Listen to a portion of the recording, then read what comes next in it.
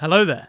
So after 6 or 7 years of rumours and speculation that we'll be given an Obi-Wan TV show or an Obi-Wan movie, we are finally here, and the first 2 episodes of Obi-Wan have premiered. And I'm going to be perfectly honest and say the show is off to a good start. Unlike many Star Wars fans, I really didn't feel that we needed this show, and it's for that reason that I really didn't get too hyped about it, but I can say that I'm pleasantly surprised at how much I enjoyed the first 2 episodes. Now, the season premiere was split into part 1 and part 2, so I'll be reviewing both episodes in one video, so the video may be a little bit longer than usual. There will also be some spoilers in this review, so if you haven't seen Kenobi yet, go and watch it as quickly as you can, but the truth is it's really hard not to have any spoilers at all because the entire plotline is actually a spoiler. And that is the narrative of Obi-Wan having to save Princess Leia. That serves as the baseline for this story. I know a few people are complaining about this, saying that it doesn't make sense, but for me it kinda does. Why would Princess Leia, of all people, go to Obi-Wan Kenobi for help in A New Hope? He's an old hermit that she's never met. Well, this show changes that, and I think it changes that for the better and establishes that they do have some kind of relationship. But that relationship is established a little bit later down the line. Let's start with episode 1. I thought the first episode of the show was fantastic. It really does a good job of showcasing the monotony and the sort of downtrodden life that Obi-Wan is living. It really instead focuses on Obi-Wan rather than Tatooine, and we really get to see him in a dark place. He is living in a cave full of scraps, and he's isolated, he's alone, and every single time Ewan McGregor is on the screen, you can feel a kind of pain and sadness in his eyes. And I think that's a huge testament to Ewan McGregor's facial acting. For the first part of the episode, he doesn't even talk, he just uses expression to showcase that sorrow, and I think he does a fantastic job of it. Now, the first episode is a little bit slow, and I'm gonna say that's a good thing.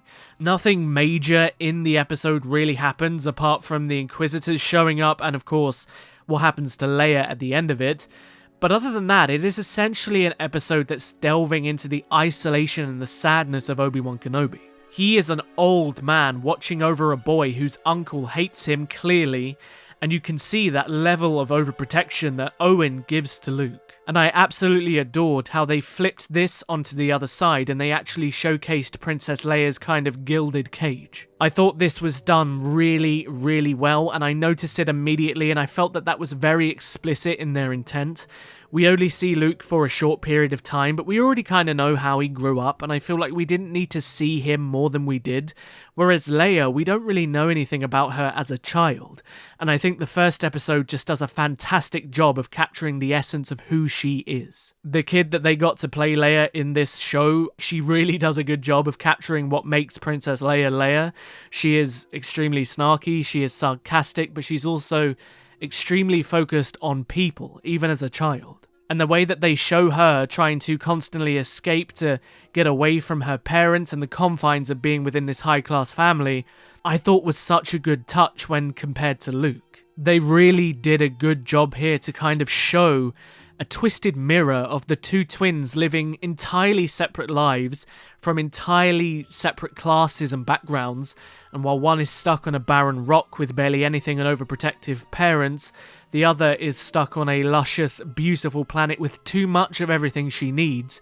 But at the end of the day, Luke and Leia are rather similar in a way. They're always looking up to the sky, looking into the horizon for something bigger, and I felt like that was a real good touch, and it was a big takeaway for me in this episode. Now back to Obi-Wan. Like I said, they did a great job of showcasing the desolation that he is feeling.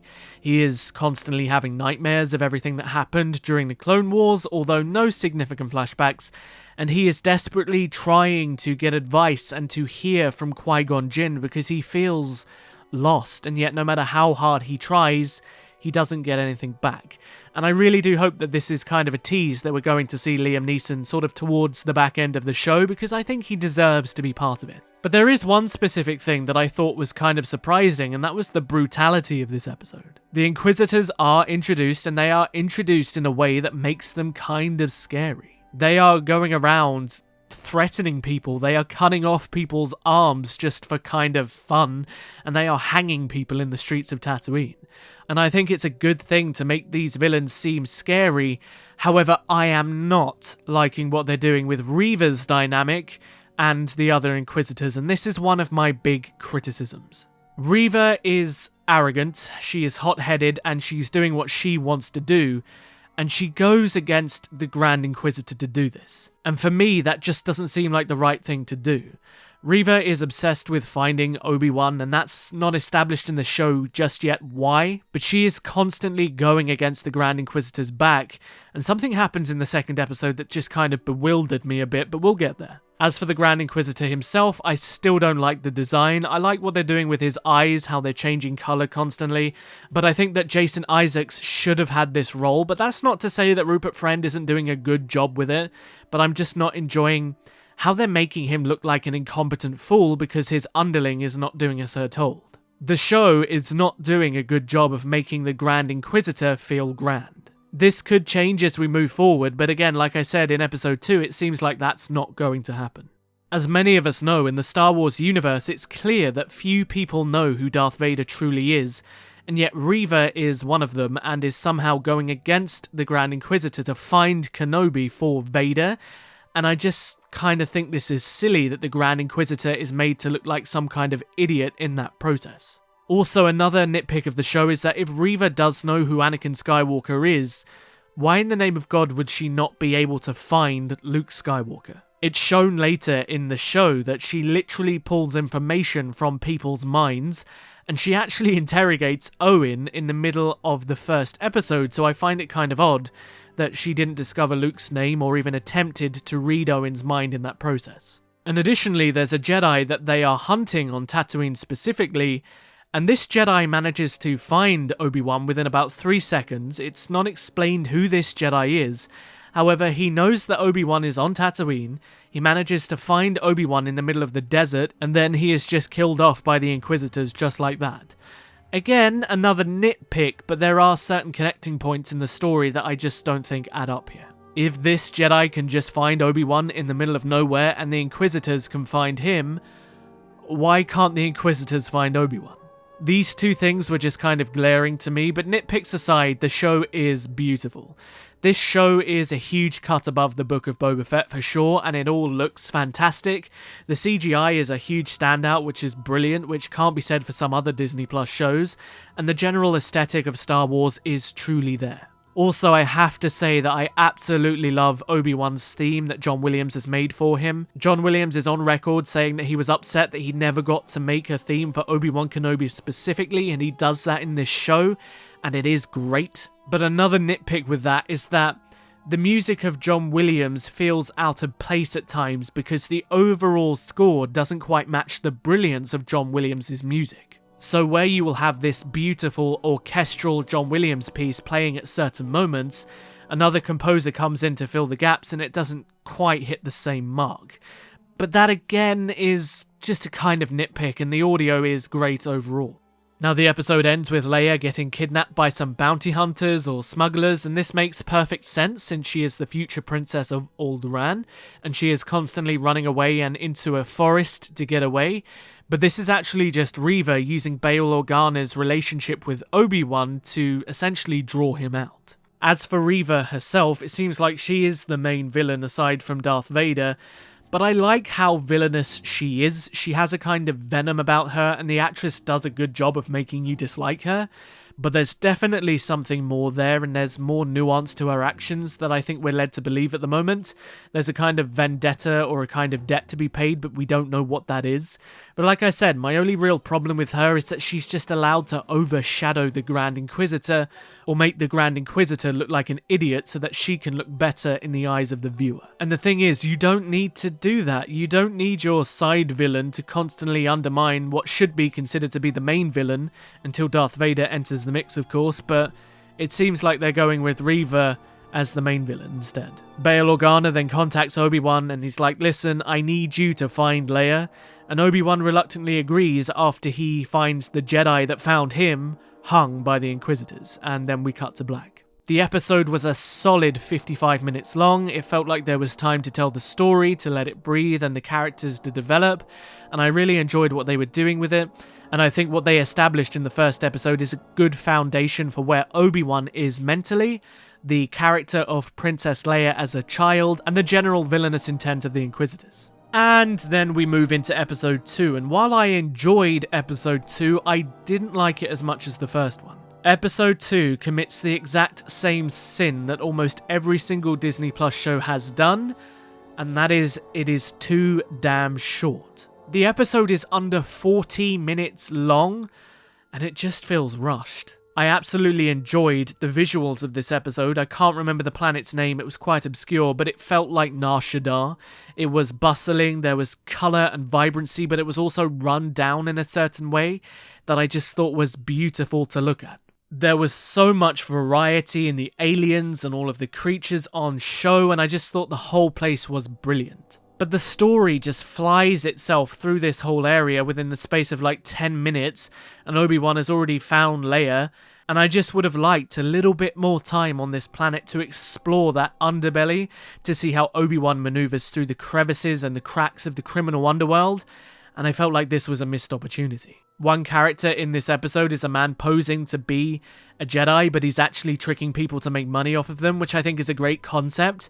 But like I said, the episode is rushed. He's just kind of in and out before you know it, because the story is just trying to get to Leia too quickly because the runtime is cut short. But when Obi-Wan does find Leia, they have this really cool dynamic between them. And I absolutely adored that Padme was referenced here. Obi-Wan sees Padme and Leia, and while he doesn't directly mention Padme, you can see in his eyes when they're talking to each other later in the episode that he feels a kind of warmth in knowing that Leia is growing up to be exactly like the woman that he knew, and I loved that little touch. Like I said, she is snarky and sarcastic, but she's also very headstrong and very thoughtful, and Obi-Wan is this miserable, broken man, and I think as the episode progresses, you can see that he's kind of finding a little bit of solace in being able to spend time with one of Anakin's children in a way that he cannot do with Luke. But that dynamic is cut short because Obi-Wan is outed to all of the bounty hunters on this planet by Reva to try and squeeze him out into the open,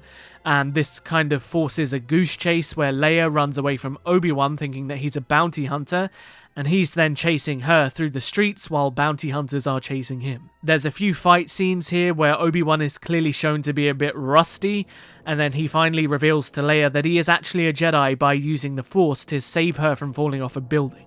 Reva is just kind of watching this happen, but then she chases him across the rooftops and she ends up cornering him and taunting him that Anakin Skywalker is actually Darth Vader and that he's still trying to find Obi-Wan, which you can really see gets into Obi-Wan's head. But she is ultimately interrupted by the Grand Inquisitor.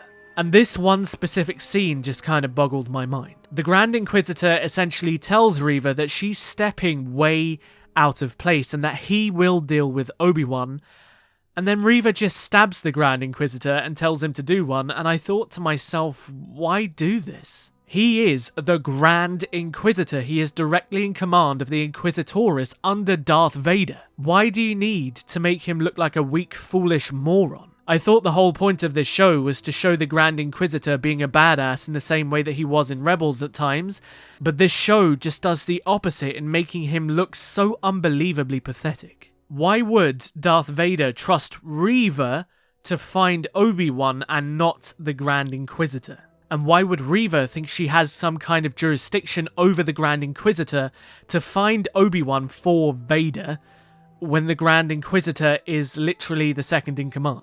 This, like I said, this dynamic confuses me and I don't like what they've done here. But Obi-Wan and Leia then manage to escape due to this moment between Reva and the Grand Inquisitor, and then Obi-Wan has a moment where he thinks about Darth Vader, and then we get that final shot of Hayden Christensen in the tank as Darth Vader. It was a brilliant shot and I loved it. And that is that. To sum it up, I am enjoying the show so far. I thought episode 1 was brilliant and episode 2 was good at times, but it was way too short. However, I am a little bit cautious about the next 4 episodes. For me, there is a lot of story to tell here, and in a tiny 6-episode series, I'm just concerned that we're not going to have enough time to tell that. I say this because I said the exact same thing about the Book of Boba Fett, and the reality was that that was true, so I'm just kind of worried for this show because of that. I am starting to accept that this 6-episode TV series thing is a Disney thing, but it just really hurts the stories that they're trying to tell, but I really hope to God that it doesn't hurt this one, because it deserves to be able to tell the meat and bones between the beginning and the end of a story that is satisfying for us as fans. But at the end of the day, we can only wait and see what happens. If you enjoyed the video, don't forget to hit the like button, it helps me out a great deal, and if you haven't, perhaps consider hitting the subscribe button so that you are up to date with next week's review of Kenobi as soon as it drops. I'll see you guys in the next video. But until then, may the Force be with you. Always.